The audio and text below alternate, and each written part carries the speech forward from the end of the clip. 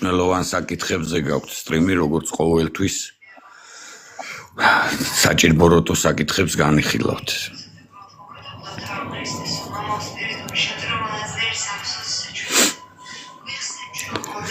არ შეიძლება რომ არ დაგეთანხმოთ იგივე კუნძულთან ეფშტეინის საკითხთან დაკავშირებით და ბოლოს რაზეც ისაუბრეთ, ეს უკვე საერთოდ არ ვიცი, ალბათ ნახავდით თქვენს და მაყურებლებიც ნახავდნენ ბოლოს. ცოტა ხანში გამფიცავეთ, მაგრამ არა უშავს. დამარეპორტეს უკვე რა. აჰა. ხო, რა თქმა უნდა, სიმართლის ახალიდან ჩავთავ აუცილებლად რა. სიმართლის ხმა რომ ისმოდეს, სიმართლე რომ გავჟღავნდეს, არავის არ აწყობს ჩვენს გარდა, კონსერვატორების გარდა. ბუნებრივია. არა. მე მართლა მინდა ბატონო გიორგი რომ აი ნახეთ როგორ ხდება. ეფშტეინის ამბები რამდენი ხანია ცნობილია უკვე 6 წელია ხო მინიმუმ და ქართული ოცნება კიდევ აი ამ ხალხთან და ამ პოლიტელიტასთან თანამშრომლობას აპირებდა და ეხვეწებოდა არიქა მიმიღეთ თქვენ გუნდში ბაშიაჩუკო ხო გახსოვთ ესეც კარგად არა აგერ გუშინდელი ამბებია და გუშინწინდელი ამბებია ბოლოს და ბოლოს ჩვენ თვალწინ ხდებოდა ეს ამბები ხო კი ბატონო და დღესაც იგივე ხდება თქვენ არ გეგონოთ რომ ხელისუფლება ქართული ოცნების ხელისუფლება დღეს უარზე იყოს და არ უნდადეს იგივე ხალხთან ურთიერთობა თუ ისინი მათ ახლოს გაიკარებენ ყველა შემთხვევაში სწავლა ყველაფერზე ოღონდაც კი შეინარჩუნონ თანამდებობა და ძალაუფლებაში დარჩნენ ყველაფერზე წავლენ აბსოლუტურად ხო და საქმე იმაშია რომ ბატონო ბადრი დადგა ის დრო როცა ყველაფერს ფარდა ეხდება რა და ეს პროცესი უკვე დაწყებულია ამისი შეჩერება უკვე შეუძლებელია იმიტომ რომ ისეთი დონის ელიტა რო იკრიბებოდა ხო ამ ეფშტეინის კუნძულზე და ამ თლიანად ანუ მსოფლიო ეგრეთ წოდებული ელიტა იკრიბებოდა ფაქტიურად მსოფლიო მმართველების და ნუ ამათი საქმე გასკდა და თქვენ წარმოიდგინეთ ახლა რაღა უნდა დარჩეს შემდეგ და შემდეგ ისეთი რასაც ფარდა არ აეხსნება იგივე აი ახლა დღეს რაც მოხდა ჭაბუკაშვილთან ამ ეგრეთ წოდებული ჭყალებში დიდი ქართველთა გაერთიანებას რო ეძახიან თავის თავს ადამიანმა რომელმაც ლანძღა 1000 სიბინძურე დაგვაბრალა აგერ დღეს თვითონვე აღიარა არავის ძალა არ დაუტანებია მაგრამ ავიცი ღვთისგანგება და სამართალია რომ ბოლოს ადამიანები და არა მარტო ის კაცო სუყველა მანჯავიძე ვინ სუყველამ თავისი საკუთარი ინიციატივით მოახდინა ლუსტრირება თავისი სიბინძურის რა ანუ ის ფსკერზე ჩაძირული ჭაობში სადაც იყვნენ ისინი და იქიდან ყიყინებდნენ თითქოს ზედაპირზე ცდილობდნენ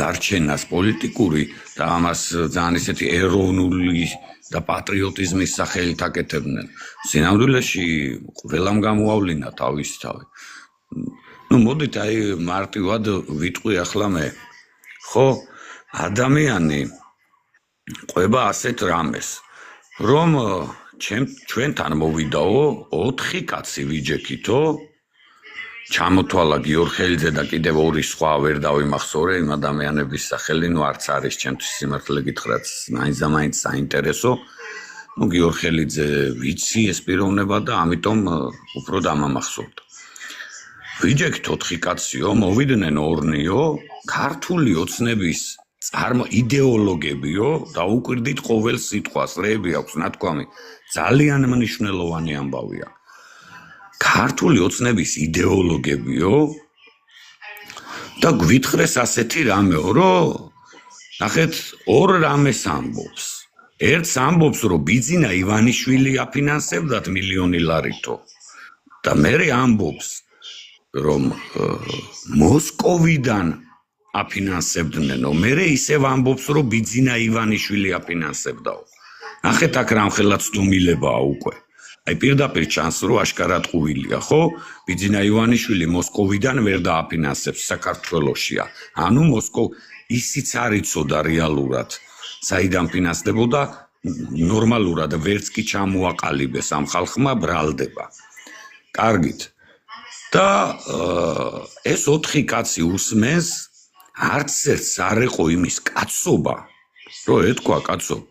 აგერ ახალგაზრდა ბიჭები არიან, ამხელა ბრალდებას უყენებთ, რაიმე დოკუმენტი, საბუთი, რაღაც არსებობს რეალობა, რასაც შეიძლება რომ ხელი მოუკიდოთ და დაავუდოთ ამ ბიჭებს და უთხრათ, კაცო, ვაი თქვენ გაყიდულები ხართ, ბიძინამ გიყიდათ.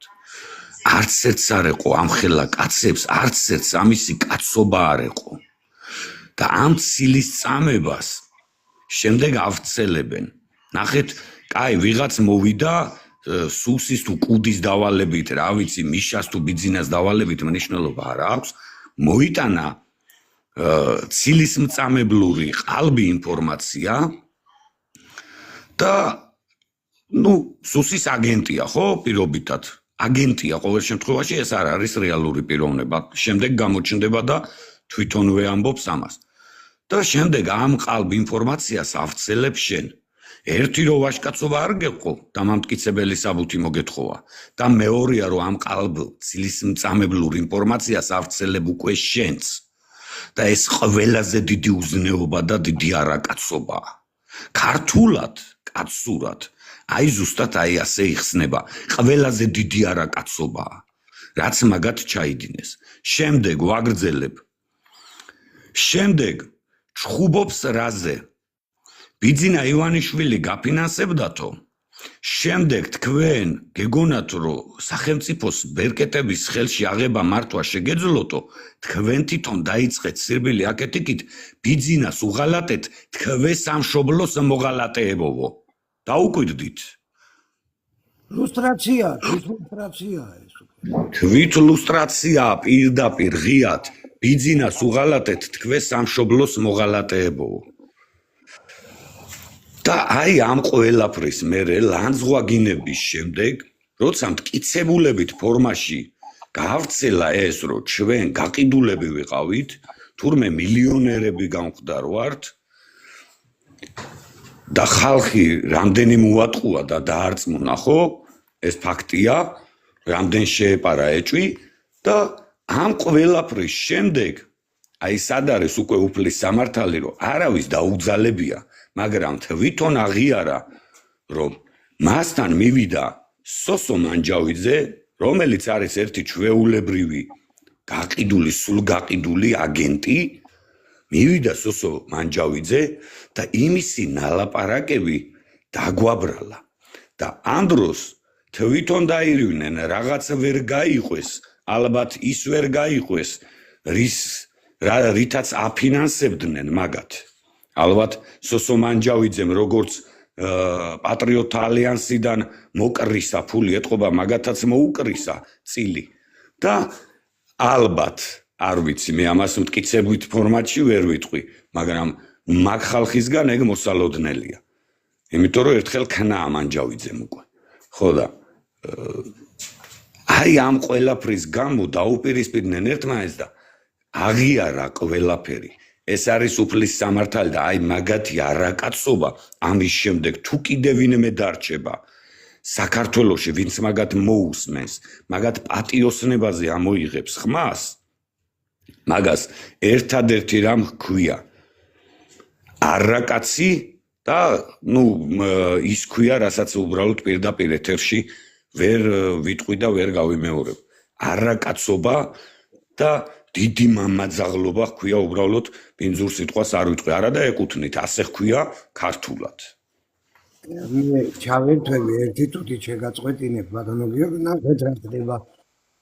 2 წლის უკან ახალ წლების წინ ეს 24 წელი უნდა დამდგარიყო, რომ აქ ჩემთან უკვე გააქტიურებული ვიყავი სტრიმებზე სოციალური თემები, ეკონომიკური თემები და სხვადასხვა თემები მიმყავდა უკვე და საკმაოდ გააქტიურებული ვიყავი სტრიმებზე.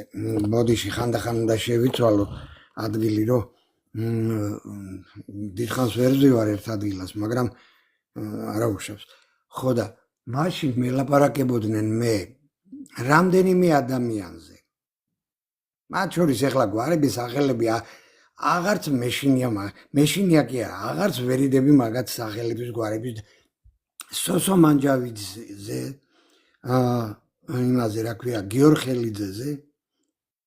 ეს ჭაბუკაშვილი საერთოდ არ ვიცი ვინ არის და რა არის, საიდან გამოვიდა და საიდან მოვიდა. მე დიდი ხანია პოლიტიკაში ვარ და პოლიტიკის